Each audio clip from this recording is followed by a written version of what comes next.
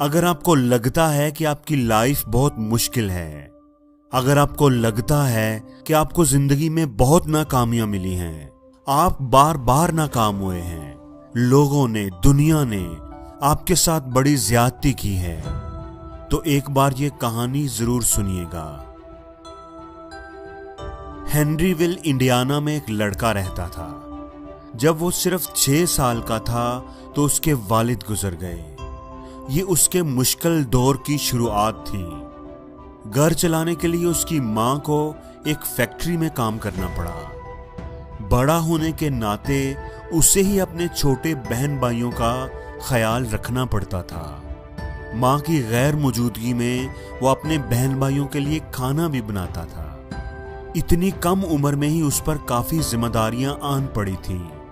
पैसों की कमी की वजह से 10 साल की उम्र में उसने भी मां के साथ काम करना शुरू कर दिया। उसकी जिंदगी और मुश्किल हो गई थी। जब वो 12 साल का था तो उसकी मां ने दूसरी शादी कर ली। सौतीले बाप से उसकी बन ना सकी और उसने घर छोड़ दिया। घर छोड़ने की वजह से 6ठी क्लास में ही उसे स्कूल भी छोड़ना पड़ा। पेट पालने के लिए उसने नौकरी की तलाश शुरू कर दी। उसे घोड़े गाड़ियों को पेंट करने का काम मिला। फिर उसके बाद उसे रेलवे ऑफिस में फायरमैन की नौकरी मिल गई।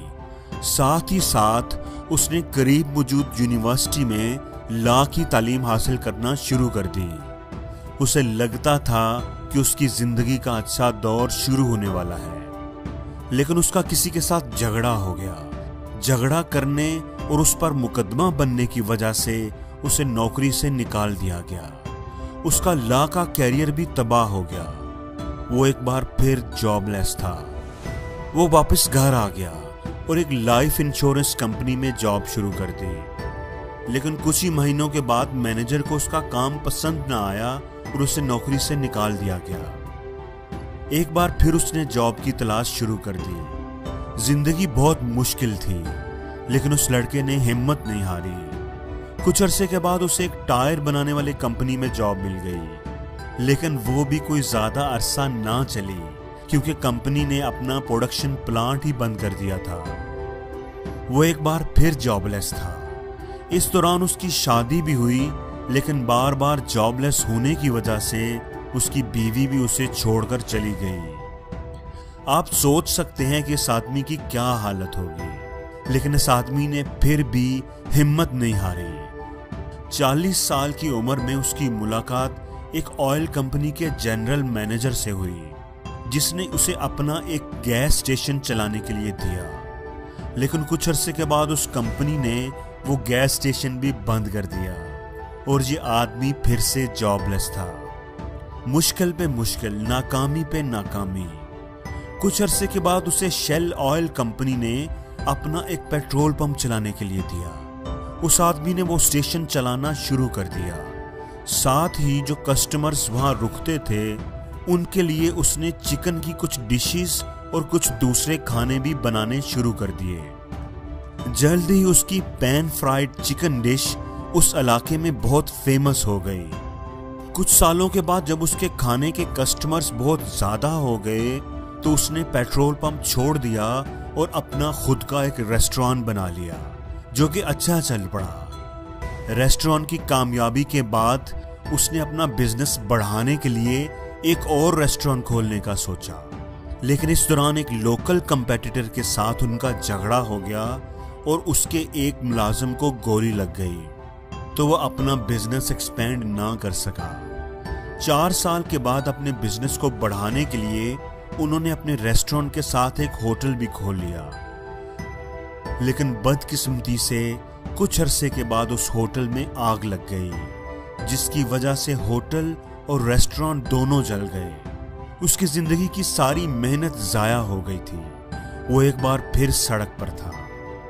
आप सोच सकते हैं कि इस आदमी की क्या हालत होगी, लेकिन इस आदमी ने फिर भी हिम्मत नहीं हारी और नए सिरे से एक रेस्टोरेंट और होटल बनाया।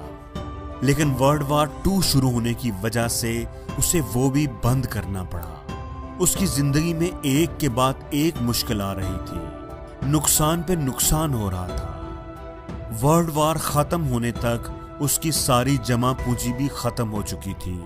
उसके पास रेस्टोरेंट खोलने के लिए भी पैसे नहीं थे।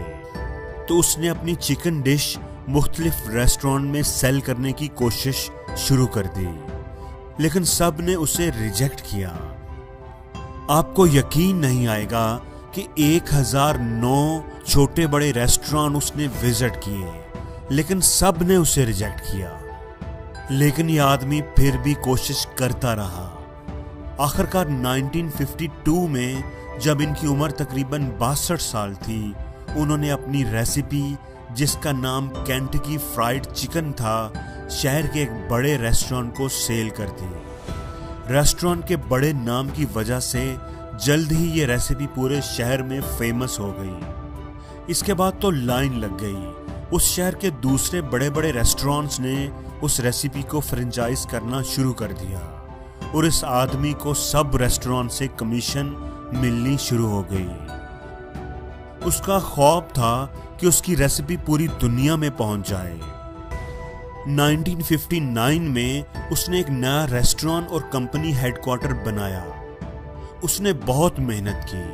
अक्सर वो अपनी गाड़ी की पिछली सीट पर ही सो जाता, रेस्टोरेंट विजिट करता, उन्हें अपनी डिश के बारे में बताता और अगर ऑनर को वो डिश पसंद आती तो वो फ्रेंचाइज राइट की बात करता।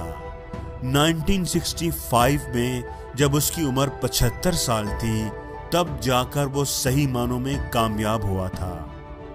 कई सालों की नाकामियों, रिजेक्शंस और बदकिस्मत वाकयात के बाद कोलोनल सैंडर्स की फ्रेंचाइज अप्रोच बहुत ज़्यादा कामयाब हो गई थी। KFC वो पहली फास्ट फूड चेन थी जो पूरी दुनिया में फैलना शुरू हो गई थी।